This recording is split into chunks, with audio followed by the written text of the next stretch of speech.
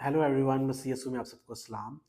और आज मेरी 30वीं सालगिरह और अपनी 30वीं सालगिरह के मौका पर मैं आप लोगों से एक बात शेयर करना चाहता हूँ कि मैं जब मेरी इस साल में जब मेरी सालगिरह आने वाली थी और मैं अपनी ज़िंदगी के बारे में सोच रहा था।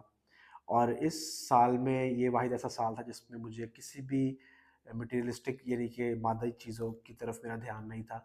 और ना ही मुझे था कि मुझे कुछ गिफ्ट्स मिले, ना ही मैं कुछ ऐसा चाह रहा था कि जो पैसे से जो अपने इंसानी सोच से ख़रीदा जा सके। बल्कि इस साल में खुदावंद के पाक रूह ने मुझे उसके कलाम के लिए और उसके किंगडम के काम के लिए और रूहें जीतने के लिए खुदावंद के पाक रूह ने मुझे एक हंगर और थर्स्ट दी, और मैं उसके लिए बिल्कुल बेचैन और बेताब हो गया। और मैं पिछले जब से ये साल स्टार्ट हुआ है, मेरी 18 को सालगिरह होती है, 18 जनवरी। और जब से ये साल स्टार्ट हुआ और मैं उठते बैठते चलते फिरते मैं हर वक्त खुदावंद से ये दुआ कर रहा था कि खुदावंद तू मेरी खिदमत की हदों को बढ़ा, तू मुझे और रूहें दे, तू मुझे अपने कलाम की और जो है गहराइयों के बारे में बता, और मुकाशफात दे, और मुझे इलाही हिकमत से भर। और मैं ये बात आपसे शेयर करना चाहता हूँ कि जब मैं अपनी ज़िंदगी के बारे में सोच रहा था कि ऐसा लगता है कि कल की बात है कि जब मैं अपनी 18वीं सालगिरह, जो अपनी 20वीं सालगिरह, 19वीं सालगिरह मना रहा था। और ज़िंदगी बहुत स्पीड से गुज़री और 30 साल ऐसे गुज़रे जिस तरह बहुत शॉर्ट सा टाइम था। तो मैं एक बात आपसे शेयर करना चाहता हूँ कि अगर 30 साल का अरसा ऐसे गुज़र गया है बहुत स्पीड में, और बहुत उसकी थोड़ी मियाद लग रही है, तो मेरे अज़ीज़ों, जो बाकी की ज़िंदगी है वो भी बहुत स्पीड में गुज़र जाएगी।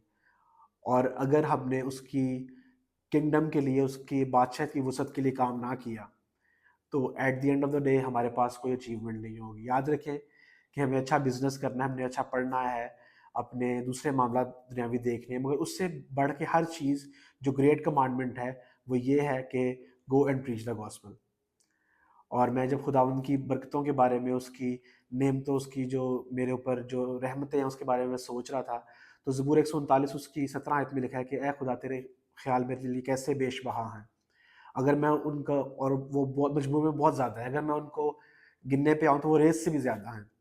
तो चीज़ों, अगर आप अपनी ज़िंदगी में, अगर आप 20 साल के हैं, 21 साल के हैं, या 30 साल के हैं, 40 साल के हैं, अगर आप उसकी बरकतों के बारे में, उसकी जो आपके ऊपर जो रहमतें हैं, जो उसकी ब्लेसिंग्स हैं, अगर आप उसको गिनना शुरू करेंगे, तो आपके जो साल हैं ज़िंदगी के, वो आपको कम फ़ील होंगे, मगर जो उसकी बरकतें हैं, जो उसका फ़ज़ल आपकी ज़िंदगी के ऊपर है, वो बहुत ज़्यादा है। तो इसलिए आज, अगर आपकी इस मंथ में बर्थडे है, जनवरी में आपकी बर्थडे है, फरवरी में बर्थडे है, 2025 की बर्थडे आपकी नॉर्मल बर्थडे ना गुजरे। ये ऐसा साल ना हो जैसे बाकी साल गुजर गए हैं। इस साल में आप खुदावंद से फ़ज़ल मांगे कि खुदावंद आपको रूहानी तौर पर बेदार करे।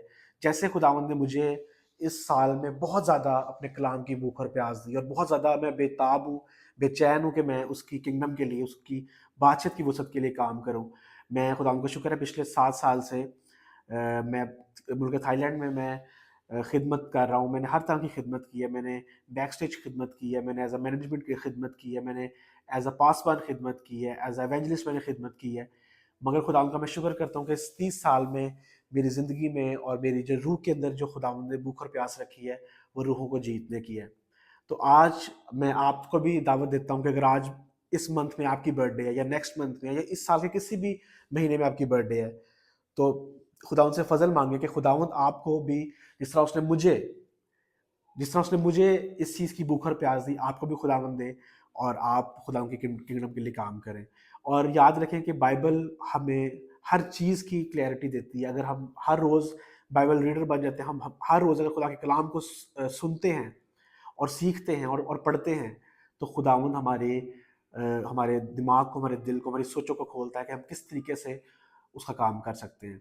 तो मेरा दिल खुदावंद की शुक्रगुज़ारी से भरा हुआ है इस 30 साल की सालगिरह पर, और मेरा ईमान है कि खुदावंद इस साल वो काम करेगा जो उसने 29 साल में मेरे वसीला से नहीं किए। और मैं अपने आप को फुली सरेंडर करता हूँ खुदावंद के सामने, और मैं आपको भी इनकरेज करूँगा कि किसी भी तरह से आपकी ज़िंदगी में प्रेयरलेसनेस है, या किसी भी तरह की कोताही है खुदा के काम के लिए, उस पे काम करना शुरू करें, खुदावंद आपको फ़ज़ल देगा। Thank you so much.